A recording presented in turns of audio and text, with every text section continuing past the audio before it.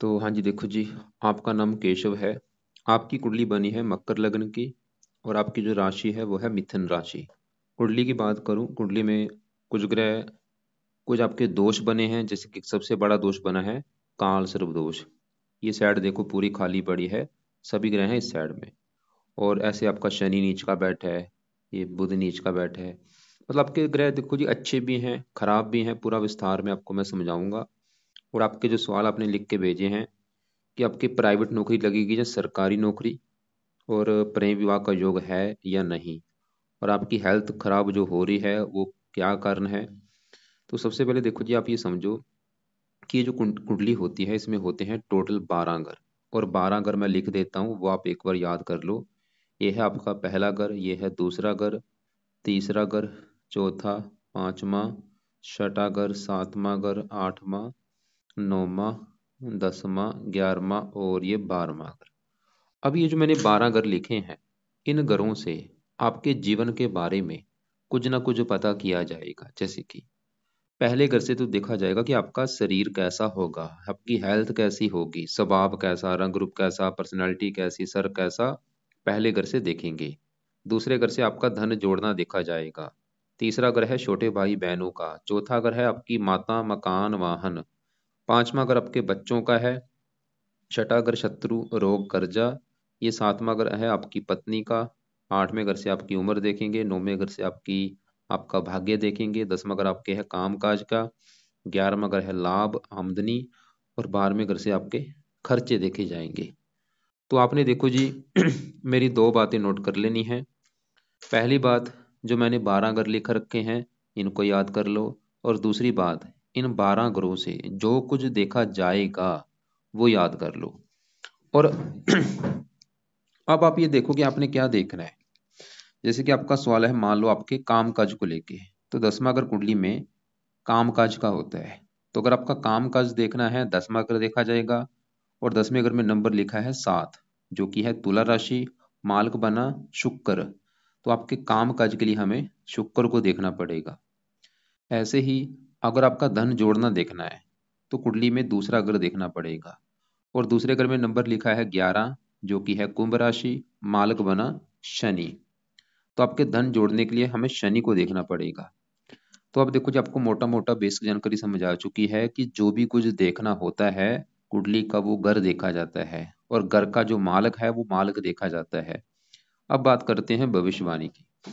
तो जैसे आपको मैंने बोला, आपकी कुंडली में जो सबसे बड़ा दोष, जो सबसे नेगेटिव पॉइंट क्या है, वो है काल सर्प दोष। अब देखो जी, ये जो काल सर्प दोष है जब कुंडली में बनता है, तो ये कुंडली में जब बनता है तो ये बंदे, जिन कुंडली में बनता है, जिन लोगों की कुंडली में बनता है, उन लोगों को लाइफ में काफी स्ट्रगल करना पड़ता है। काफी उनको दिक्कतें आती हैं, परेशानियां आती हैं, आगे बढ़ने में रुकावटें आती हैं, भाग्य साथ नहीं देता। और खासकर ये काल सर्प दोष उन ग्रहों की हानि ज्यादा करता है जिन ग्रहों में ये बैठा होता है। जैसे कि राहु कहाँ बैठा है, 7वें घर में, और केतु बैठा है पहले घर में। पहला और सातवां, इन इन दो घरों की हानि ज्यादा होगी आपके। और सातवां घर है आपकी पत्नी का घर। और पहला घर आपका है शरीर, मतलब केतु पहला घर आपका शरीर, आपकी हेल्थ खराब करेगा।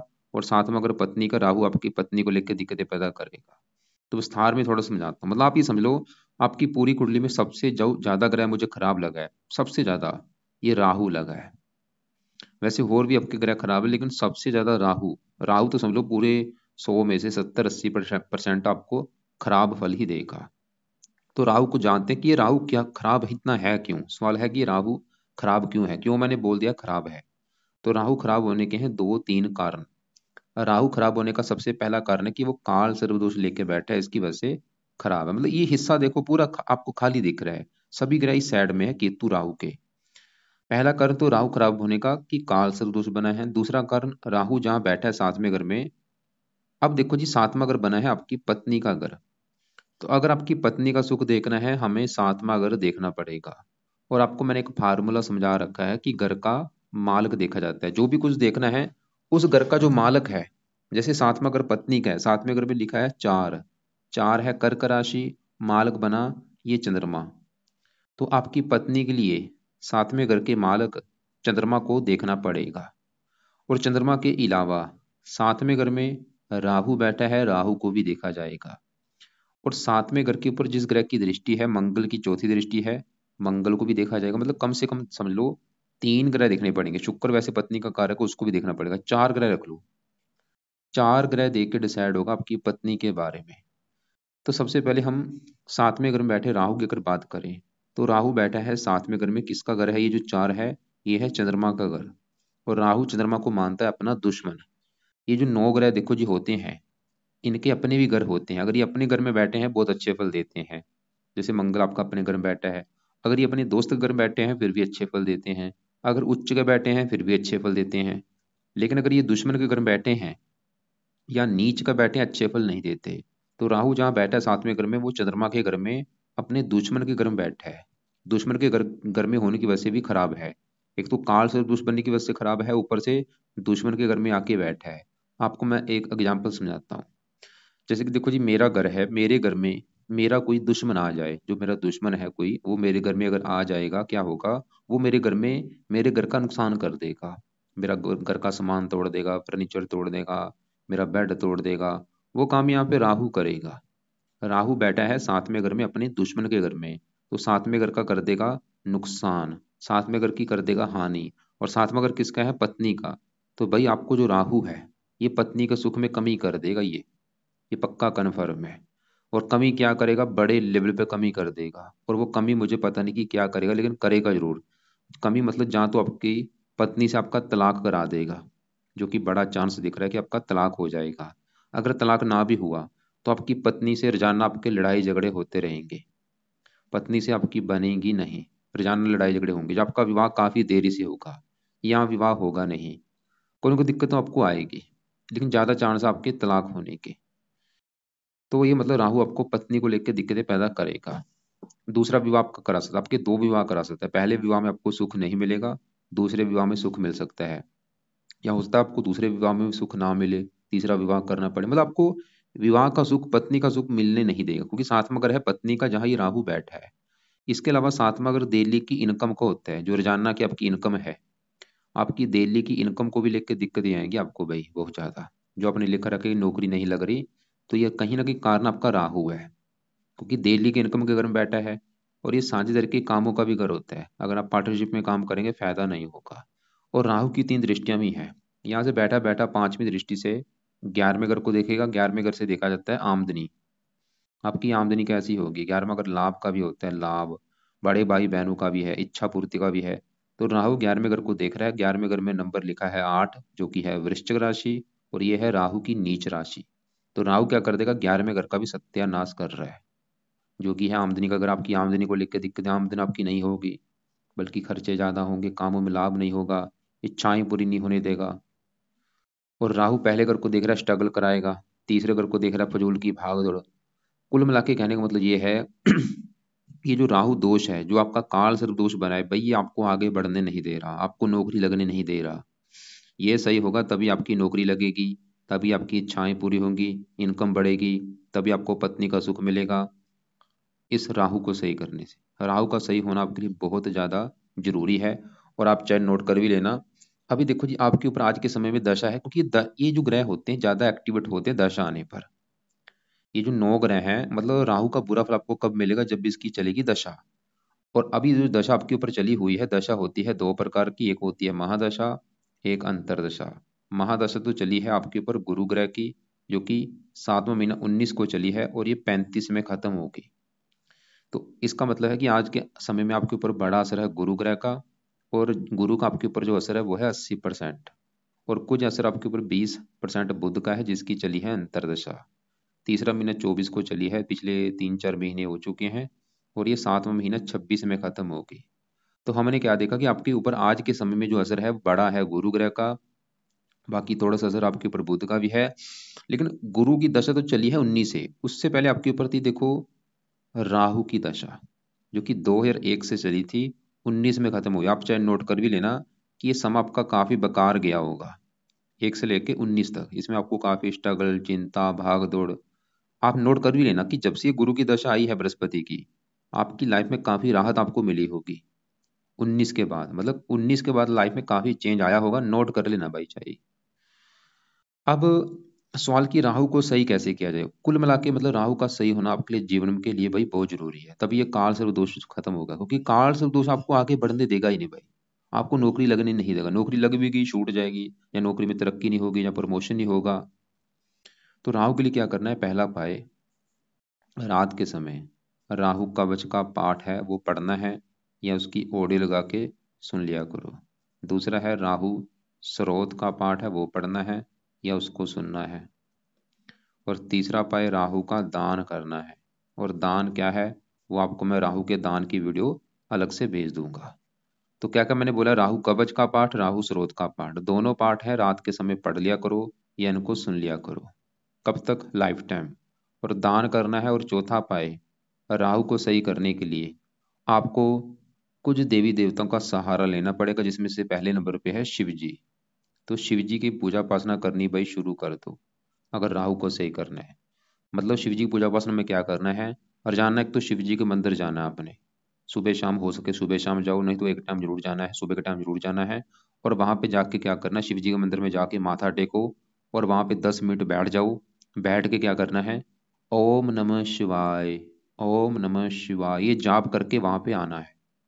10 मिनट कर लो, 5 मिनट कर लो, 20 मिनट कर लो, आपके ऊपर डिपेंड है। रोजाना करना है जाप वहां पे, ओम नमः शिवाय। और वहां पे बैठ के वहां पे जो शिवलिंग है, शिवलिंग पर जल चढ़ाओ, दूध चढ़ाओ, कच्ची लस्सी चढ़ाओ। ये भी आप काम कर सकते हैं। शिव चालीसा वहां पे बैठ के पढ़ सकते हैं। शिव जी आपका प्रसन्न हो गया, राहु तो अच्छा होगा ही, आपका ये जो चंद्रमा है वो भी खराब है, वो भी सही हो जाएगा। उसके भी बाद में बात करते हैं। तो हमने क्या देखा कि आपकी कुंडली में भी राहु जो काल सर्प दोष बना है उसकी बात कर रहे हैं। तो राहु का आपको मैंने उपाय बता दिए हैं कि राहु कवच का पाठ, स्रोत का पाठ रात को पढ़ना है या सुनना है। दान की वीडियो आपको भेज दूंगा मैं, करता वो दान करते रहना आपने। और शिव जी की पूजा उपासना किया करो। अब देखो जी, जो काल सर्प दोष है वो राहु केतु दोनों की वजह से बनता है। और ये जो आपका दोष है क्या, ये आपको मैं दिखा भी देता हूँ। ये इनके अलग अलग नाम होते हैं। जैसे आपका ये बना है काल सर्प दोष, यहाँ पे ये लिख रखा है, ये बना है आपका तक्षक नामक काल सर्प दोष। इसकी वजह से क्या होगा, तक्षक नामक काल सर्प दोष की बनता है। ऐसे व्यक्ति का वैवाहिक जीवन तनावपूर्ण रहता है, जीवन साथी से विछोह, प्रेम प्रसंग में असफलता मिलती है, बनते काम में धोखा होने की, किसी कार्य से मानसिक परेशानी चिंता नहीं छोड़ती है, तो जीवन साथी सदा सदा मतलब सबसे ज्यादा बड़ी दिक्कत आपको मैरिज लाइफ में आएगी। धंधे व्यापार नौकरी में बदलाव आता रहता है। अब काल से दोष का, क्योंकि मैंने बोला ये जिन घरों में बैठते हैं उन घरों की हानि ज्यादा होती है। जैसे राहु 7वें घर में है, इस घर की हानि करेगा। और केतु कहाँ बैठा है, पहले घर में। और भाई पहला घर आपका, जो आप है केशव, केशव का शरीर है ये। केशव का शरीर कैसा होगा, केशव का रंग रूप पर्सनैलिटी कैसी, पहले घर से देखेंगे। और पहले घर में जो केतु है, तो केतु पहले घर को कर देगा खराब। मतलब केतु आपकी हेल्थ खराब करेगा, आपकी पर्सनैलिटी खराब कर देगा, रंग रूप खराब कर देगा, आपका स्वास्थ्य खराब कर देगा, आपको स्ट्रगल, चिंता, भाग दौड़। तो केतु का भी सही होना जरूरी है। तो केतु के लिए क्या करना है, पहला पाए केतु कवच का भी पाठ रात को पढ़ना है, या इसको सुनना है। और केतु का दान करना है, जो कि है कुत्तों को रोटी डाल दिया करो, रोजाना कुत्तों को रोटी डालना शुरू कर दो। और मैं तो बोलूंगा घर में कुत्ता पाल लोगे बहुत बड़ी अच्छी बात होगी। कोई काले रंग का कोई कुत्ता ले लो, काले रंग का, उसको घर में पाल लो अगर बजट है। नहीं तो बाहर के कुत्तों को रोटी डाला करो। तो केतु कवच का पाठ पढ़ना है या सुनना है। और दान, दान क्या करता है, राहु, जैसे राहु का दान करोगे इसकी पावर 0 हो जाएगी, ऐसे केतु का दान करने से की पावर कम हो जाएगी। अब देखो जी, क्योंकि मैंने बोला था राहु 7वें घर में बैठा है, पत्नी घर में, मैंने बोला पत्नी के लिए 4 ग्रह देखने पड़ेंगे। अब आपके हम दूसरे ग्रहों की भी बात करते हैं, जैसे कि सातवां घर जो पत्नी का घर है, क्योंकि घर का सबसे मेन होता है घर का मालक। जैसे 7वें घर में 4 लिखा है, 4 है कर्क राशि, मालक है इसका चंद्रमा। तो आपकी पत्नी के लिए हमें चंद्रमा को भी देखना पड़ेगा। और सवाल की चंद्रमा अच्छा है या बुरा है, तो चंद्रमा आपका भाई खराब है। क्यों खराब है, 2-3 कारणों से खराब है। एक तो चंद्रमा आपका बैठा है कुंडली के 6ठे घर में, क्योंकि ये घर अच्छा नहीं जहाँ ये चंद्रमा बैठा है। 6ठा घर किसका है, रोग का होता है, यहाँ से रोग देखा जाता है, रोग, शत्रु, कर्जा। खराब चीज 6ठे घर से देखते हैं, रोग, शत्रु, कर्जा, कोर्ट कचहरी, चोरी, ठगी, विश्वासघात। तो चंद्रमा एक तो खराब घर में आने की वजह से खराब है 6ठे घर में। ऊपर से 6ठे घर में जो 3 लिखा है, ये है बुध की राशि, दुश्मन की राशि में बैठा है। और 7वें घर से 12वें घर में बैठा है, अपने घर से 12वें घर में अपने घर का व्यय कर देगा। मार्केश भी है इस कुंडली में। तो ये 3-4 कारणों से चंद्रमा आपका है खराब। क्या खराब फल देगा, क्योंकि ये पत्नी घर का मालक है, तो पत्नी संबंधी खराब फल देगा। मतलब पत्नी जाके बैठी है 6ठा घर, रोग, देखो पत्नी रोग, जहां तो आपकी पत्नी को रोगी बना देगा, या छठा अगर शत्रु का है तो पत्नी शत्रु, पत्नी से शत्रु जैसे व्यवहार होंगे, मतलब पत्नी से बनेगी नहीं आपकी। तो चंद्रमा का जो बुरा फल आपको मिलेगा पत्नी के रिगार्डिंग मिलेगा, जहाँ तो पत्नी आपकी बीमार कर देगा, या पत्नी से आपकी बनेगी नहीं, या पत्नी से प्रेम नहीं मिलेगा, पत्नी आपके जहाँ तो कहने में नहीं होगी, पत्नी संबंधी दिक्कतें पैदा करेगा चंद्रमा। इसके अलावा चंद्रमा मन का कारक है, मानसिक चिंता भी आपको देगा।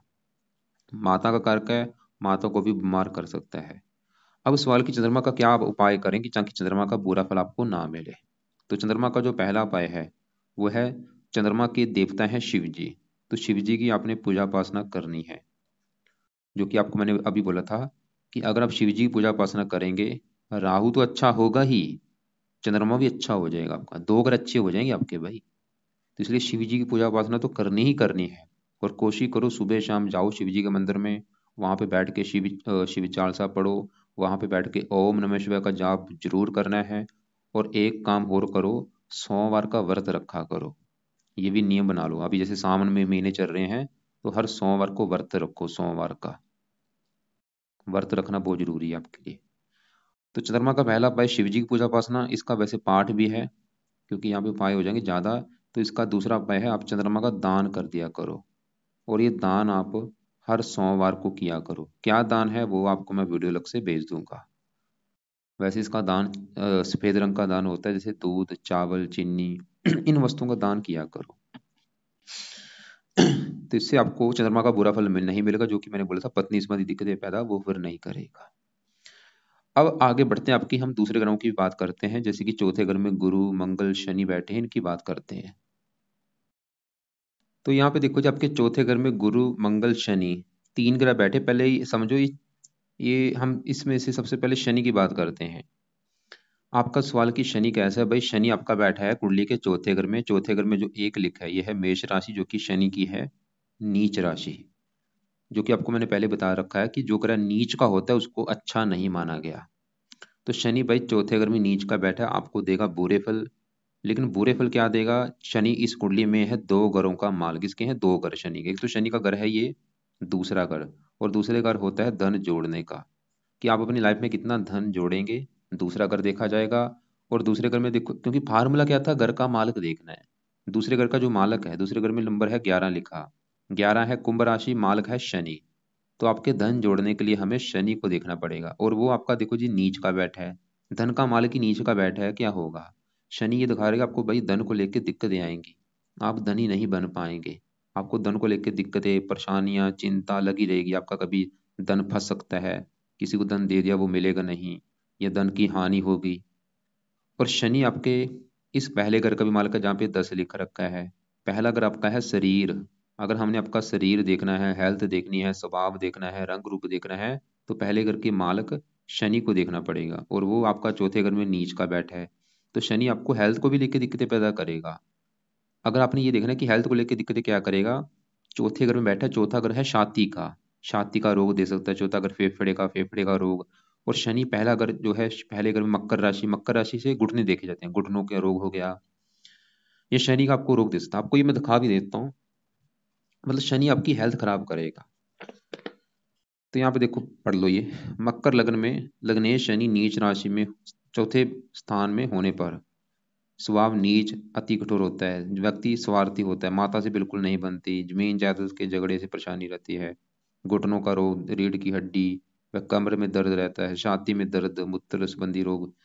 तो के मतलब आप एक पेन कापी में लिखो, वहां पे लिखो कि अगर जो केशव है वो शनि के उपाय करेगा तो उसको जीवन में फायदे क्या होंगे।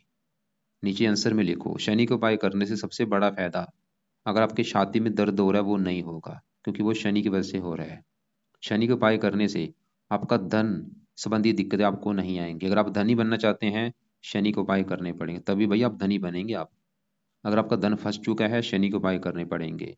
शनि के उपाय करने से माता को लेकर दिक्कतें नहीं आएंगी, क्योंकि चौथा घर माता का है, ये जहाँ बैठा है, मकान वाहन का है, मकान वाहन का सुख अच्छा मिलेगा।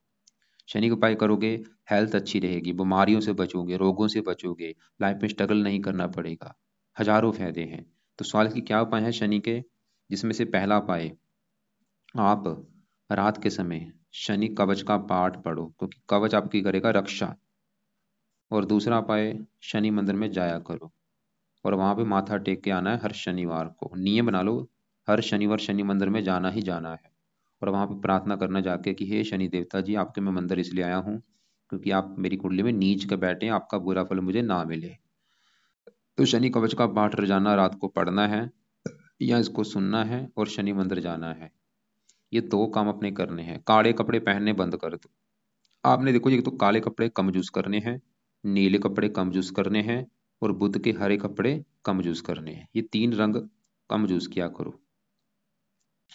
अब लेकिन आपके लिए एक अच्छी बात है। वो अच्छी बात क्या है कि शनि नीच का बैठा है, लेकिन शनि के साथ ही यहाँ पे मंगल ये खुद की राशि में बैठा है। जो एक लिखा है मेष राशि, जो कि मंगल की अपनी ही राशि है, जो कि एक बहुत बड़ी अच्छी बात है। इसकी वजह से क्या होगा, मंगल क्या कर देगा, शनि के नीच को भंग कर देगा। यहाँ पे बना है नीच भंग राजयोग।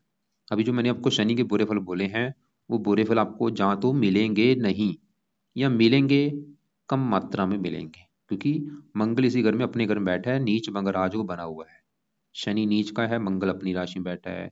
तो मंगल आपका इस चौथे घर का कर देगा अच्छा। चौथा घर है मकान वाहन का। मंगल तो ये दिखा रहा है कि आपको मकान वाहन का सुख अच्छा मिलेगा। और मंगल इस 11वें घर का मालक, आमदनी लाभ इस घर का अच्छा कर देगा। खासकर मंगल की तरह अच्छी जाएगी आपकी। मंगल सवाल की अच्छा है या बुरा, भाई मंगल आपको थोड़ा सा बुरा फल भी देगा। अच्छा फल तो ये दे देगा कि मकान वाहन के लिए अच्छा है। बुरा फल क्या देगा, इसकी तीन दृष्टियां, चौथी दृष्टि पड़ेगी 7वें घर के ऊपर, पत्नी के घर के ऊपर, और चौथे 7वें घर में 4 लिखा है कर्क राशि, जो कि है मंगल की नीच राशि।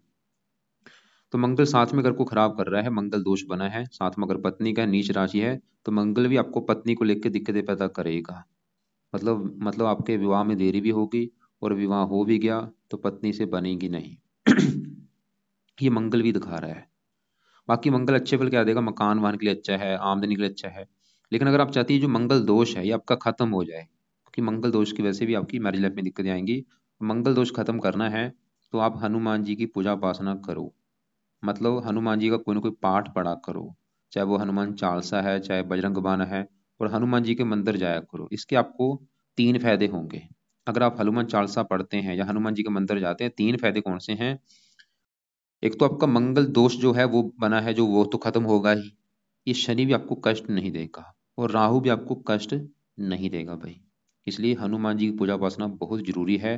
रोजाना हनुमान जी का कोई ना कोई पाठ पढ़ा करो। अब साथ में गुरु बैठा है, जिसकी आपके ऊपर दशा चली भी हुई है। सवाल है कि ये कैसा है गुरु, तो ये आपका अच्छा है, क्योंकि गुरु चौथे घर में यहाँ पे मंगल के साथ बैठा है, और मंगल के ही घर में बैठा है। गुरु तो ये दिखा रहा है कि आपको मकान वन का सुख अच्छा मिलेगा।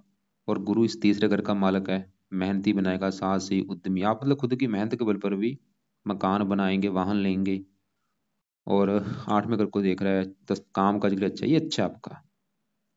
अब आपके तीसरे घर में बुध शुक्र, इनकी बात करते हैं। तो यहाँ पे देखो जी, तीसरे घर में आपका शुक्र सूर्य बुध तीन ग्रह बैठे हैं। तीनों में आपका जो बुध है, पहले अगर बुध की बात करूं, क्योंकि आपके जीवन के ऊपर आज के समय में सबसे बड़ा असर मैंने बोला था गुरु का है, जो कि आपका है तकरीबन अच्छा। लेकिन बुध की चली है अंतरदशा पिछले 3-4 महीने से, और बुध आपका मुझे अच्छा नहीं लगा। क्यों, क्योंकि बुध आपका यहाँ पे बैठा है तीसरे घर में, जो 12 लिखा है मीन राशि में नीच का बैठा है।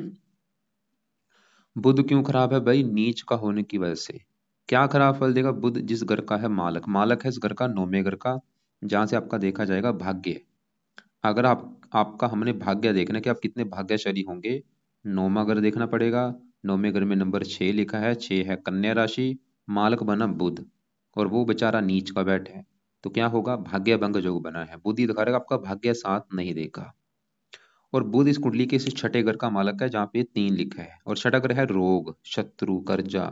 छठे घर में जो 3 लिखा है मिथुन राशि, मालक बुध, जो कि नीच का बैठा है। मतलब बुध आपको, अभी बुध की जो दशा चली है पिछले 3 महीने से, ये आपको रोगी भी बनाएगा।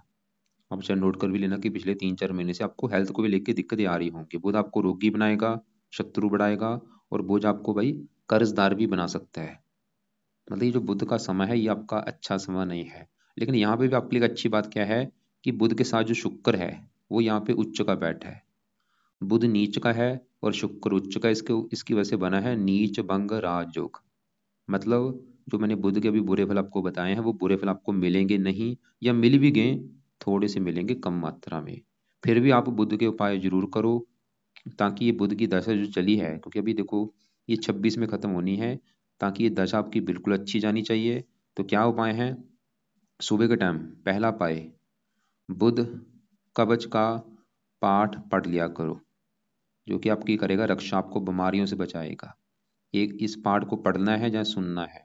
दूसरा उपाय, बुध स्रोत का पाठ आपने पढ़ना है। और तीसरा उपाय, बुध का दान करना है। और ये दान आप हर बुधवार को हरे रंग का दान ले लो, हरे वस्तुएं, जो भी हरे रंग की वस्तुएं होती हैं, हर बुधवार को वो वस्तुओं का दान किया करो। कब तक दान करना है? जब तक ये है दशा आपकी, 7वां महीना 26 तक। तो ये 3 उपाय अगर आप करते हैं, बुध बिल्कुल अच्छे फल देगा। दोनों पाठ हैं जो कि पढ़ने हैं सुबह के टाइम, ये इनको सुना करो और दान हर बुधवार को कर दिया करो। और हरे कपड़े आपने यूज नहीं करने। हरे रंग का दान चाहे रोजाना भी कर सकते हो, चाहे हफ्ते में 3-4 दिन कर दिया करो, बाकी आपकी मर्जी है, चाहे बुधवार को जरूर करो। बाकी यहाँ पे जो शुक्र बैठा है वो उच्च का बैठा है, जो कि आपका बहुत ही अच्छा है। शुक्र के अच्छे फल देगा। शुक्र है एक तो इस घर का मालक 5वें घर का, जो कि आपकी है संतान का घर। संतान कैसी होगी? 5वां घर, 5वें घर में 2 लिखा है, जो कि है वृष राशि, मालक शुक्र उच्च का बैठा है। शुक्र तो ये दिखा रहा है कि भाई संतान का सुख अच्छा मिलेगा, संतान होने के बाद किस्मत भी आपकी चमकेगी। और शुक्र 5वां घर पढ़ाई का, पढ़ा लिखा बना देगा, बुद्धिमान बुद्धिमान बना देगा। और शुक्र 10वें घर का भी मालक है।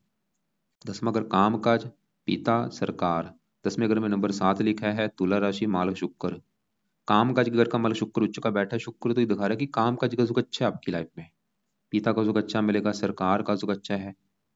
ये 10वां घर सरकारी नौकरी का है। कुछ मात्रा में सरकारी नौकरी का भी योग दिखा रहा है आपके लिए। ट्राई करो आप, सरकारी नौकरी का भी योग मुझे दिख रहा है।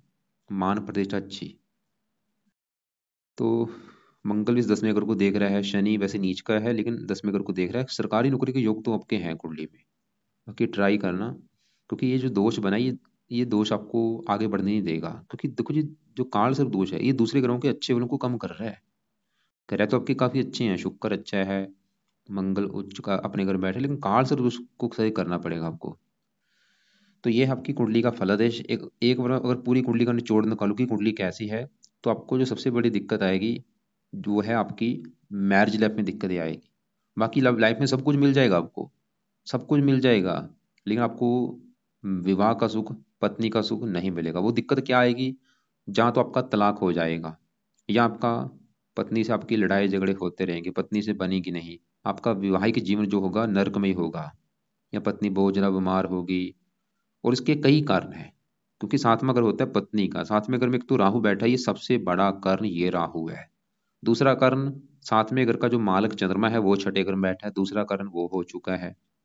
तीसरा कारण, 7वें घर के ऊपर पड़ रही है मंगल की दृष्टि, जो कि मंगल दोष लेके बैठा है।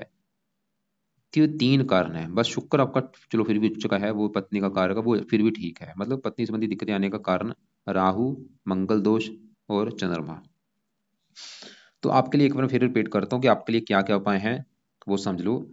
भाई आपके लिए कुछ उपाय हैं रात के समय, कुछ है सुबह के टाइम। तो रात के उपाय क्या क्या हैं? एक तो रात के समय राहु कवच का पाठ, राहु स्रोत का पाठ, दोनों पाठ रात को पढ़ने हैं या इनको सुनना है। और रात के समय ही केतु कवच का पाठ पढ़ना है या इसको सुनना है। और रात के समय शनि कवच। तो ये 4 पाठ आपने रात को पढ़ने हैं या इनको सुन लिया करो। और सुबह का टाइम, सुबह सबसे पहले जब उठोगे आप, उठते सार लगा अलार्म लगा लो 6 बजे का, या 6 या 5 बजे अलार्म लगा के उठो। उठते सार नहा धो के शिव जी के मंदिर में जाओ, वहाँ पे शिवलिंग पर जल चढ़ा के वहाँ पे बैठ के 10-15 मिनट बैठो, ओम नमः शिवाय का जाप करो या शिव चालीसा पढ़ो। उसके बाद अगर वहीं पे हनुमान जी का मंदिर है, हनुमान जी के मंदिर में माथा टेको, हनुमान चालीसा पढ़ के फिर घर पे आके बुध कवच का पाठ पढ़ना है, बुध स्रोत का पाठ पढ़ना है। दोनों पाठ पढ़ लिया करो या इनको सुन लिया करो। एक तीसरा उपाय है जो कि आपकी है बड़ी दशा गुरु की। गुरु का मंत्र है, लेकिन वो अभी कुछ महीने के बाद शुरू करना, अभी मत रहना, क्योंकि अभी आपको ज्यादा फिर उपाय हो जाएंगे, दिक्कत आपको आएगी। तो गुरु का जो मंत्र है वो आप 5 महीने के बाद शुरू कर देना। और गुरु का मंत्र क्या है? ओम ब्रह्म बृहस्पति नमः। ये 4-5 महीने के बाद शुरू कर देना। कपड़ों की बात करूँ, नीले कपड़े पहनने बंद कर दो, काले कपड़े पहनने बंद कर दो, हरे कपड़े पहनने बंद कर दो। बल्कि ये दान कर सकते हैं, राहु का दान कर सकते हो, काला दान कर सकते हो, हरा दान कर सकते हो। और भी आपके घर के आसपास जो कोई मंदिर है, मंदिर में जाया करो। इसके अलावा अलग से कुछ वीडियो भेज दूंगा, उनको आप एक बार देख लेना। फिर भी आपको कोई बात पूछनी हो, आप मुझे दोपहर 2-2:30 के बीच में चाहे आज कॉल कर लो, चाहे मुझे कल कॉल कर लेना।